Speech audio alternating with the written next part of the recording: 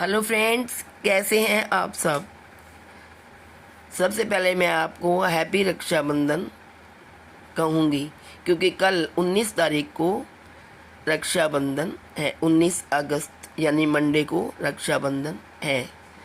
तो रक्षाबंधन का पवित्र त्यौहार आखिर बहनों और भाइयों के इंतज़ार के बाद आ ही गया। रक्षाबंधन का त्यौहार भाई बहन के प्रेम का प्रतीक है। आप जानते हैं, ये गाना सुमन कल्याणपुरी द्वारा गाया गया है।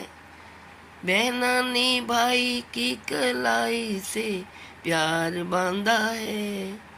रक्षाबंधन पर बहुत सारे गाने फिल्मों में भी गाए गए हैं। रक्षाबंधन बहुत ही प्राचीन पर्व है। इसकी परंपरा सिंधु घाटी सभ्यता के समय से चलती आ रही है। भाई की कलाई पर राखी बांधने का सिलसिला भगवान द्वारा बहन द्वारा भाई की कलाई पर राखी बांधने का सिलसिला बेहद प्राचीन है। रक्षाबंधन का इतिहास सिंधु घाटी की सभ्यता से जुड़ा हुआ है। वह भी तब जब आर्य समाज में सभ्यता की रचना की शुरुआत हुई थी।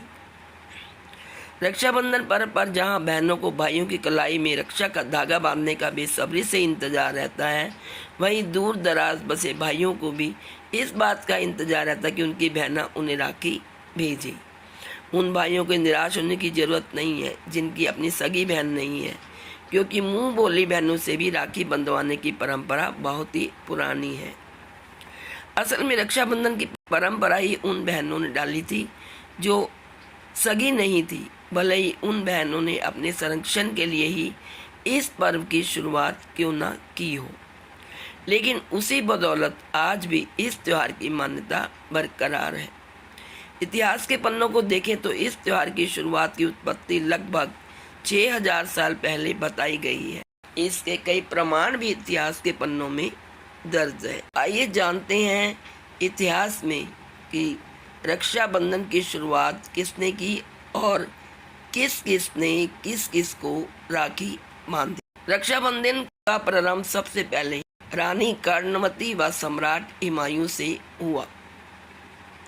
मध्यकालीन युग में राजपूत व मुस्लिम के बीच संघर्ष चल रहा था। रानी कर्णवती चित्तौड़ के राजा की विधवा थी। उस दौरान गुजरात के सुल्तान बहादुर शाह से अपनी और अपनी प्रजा की सुरक्षा का कोई रास्ता न निकलता देख रानी ने हुमायूं को राखी बेची थी। तब हुमायूं ने उसकी रक्षा कर उसे बहन का दर्जा दिया था और उसकी सुरक्षा का वचन दिया था। दूसरा प्रमाण है अलेक्जेंडर व पुरु के बीच का युद्ध।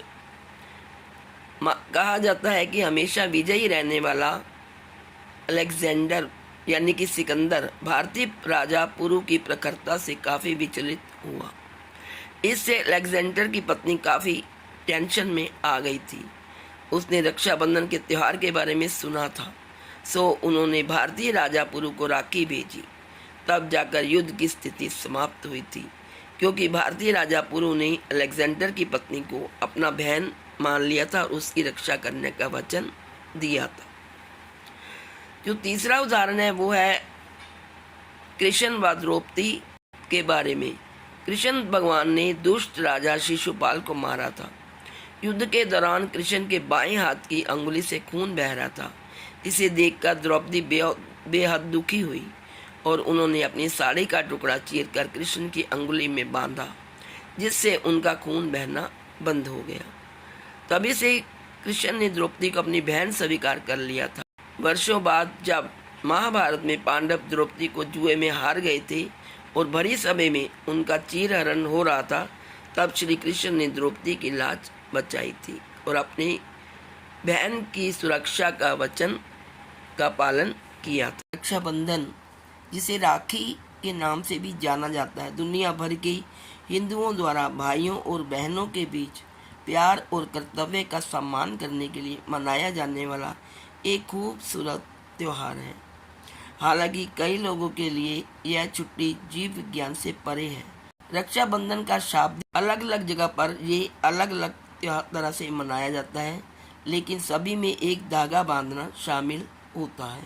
बहन अपने भाई की कलाई पर एक रंगीन, कभी कभी अलंकृत धागा बांधती है, राखी भी बांधती है। धागा बहन की अपनी भाई के लिए प्रार्थना और शुभकामनाओं का प्रतीक है। फिर भाई अपनी बहन को एक बढ़िया उपहार देता है और उसकी रक्षा करने का वचन देता है। रक्षाबंधन का जो पर्व है वो भविष्य पुराण ग्रंथ में भी इसका वर्णन है। इंद्र की पत्नी शची ने शक्तिशाली राक्षस राजा बलि के खिलाफ युद्ध में इंद्र की रक्षा के लिए उनकी कलाई पर एक धागा बांधा था। यह कहानी बताती है कि पवित्र धागे प्राचीन भारत में ताबीज के रूप में काम करते थे, जिसका उपयोग महिलाएं युद्ध में जाने वाले पुरुषों की रक्षा के लिए करती थी, और ये केवल भाई बहन के रिश्तों तक ही सीमित नहीं था। एक और कहानी है जिसमें लक्ष्मी और बलि इनका वर्णन है। भागवत पुराण और विष्णु पुराण में विष्णु द्वारा राजा बलि से तीनों लोकों पर विजय प्राप्त करने के बाद राजा बलि ने विष्णु से अपने महल में रहने के लिए कहा। विष्णु की पत्नी देवी लक्ष्मी इस व्यवस्था से खुश नहीं थी।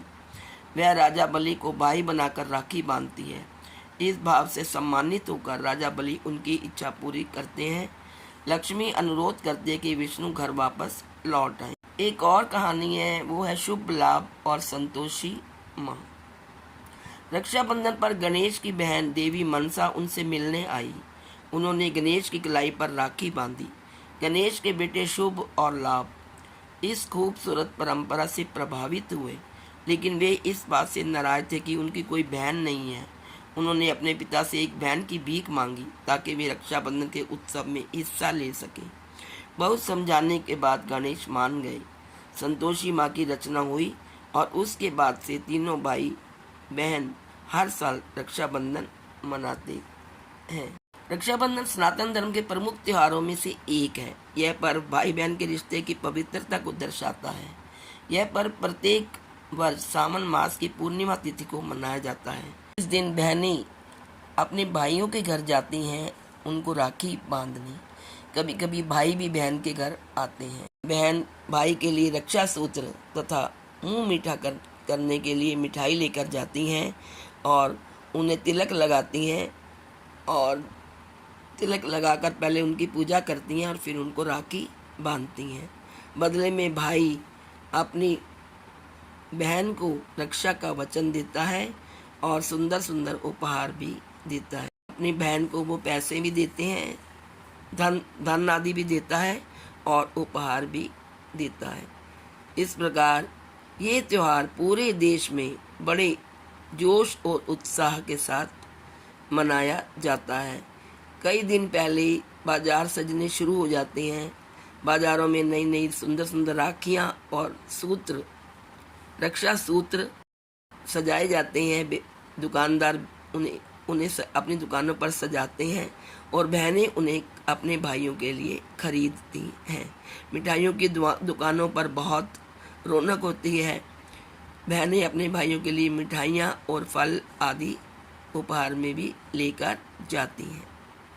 तो दोस्तों, ये पवित्र और पावन पर्व है बहन भाई के अटूट प्रेम का प्रतीक, जो कि कल 19 अगस्त को मनाया जा रहा है। तो आप सबको मेरी तरफ से रक्षाबंधन पर्व की हार्दिक शुभकामनाएं। आप भी इस पर्व को बड़ी खुशी से मनाइए और हमेशा दोनों ओर भाई बहनें अपने भाइयों को आशीर्वाद दें और भाई अपनी बहन की रक्षा का वचन ले। तो दोस्तों, ये थी संपूर्ण जानकारी रक्षाबंधन की परंपरा कैसे शुरू हुई और अब कैसे ये पर्व मनाया जाता है। आज इस वीडियो में इतना ही। Please like, share and subscribe. Thank you so much.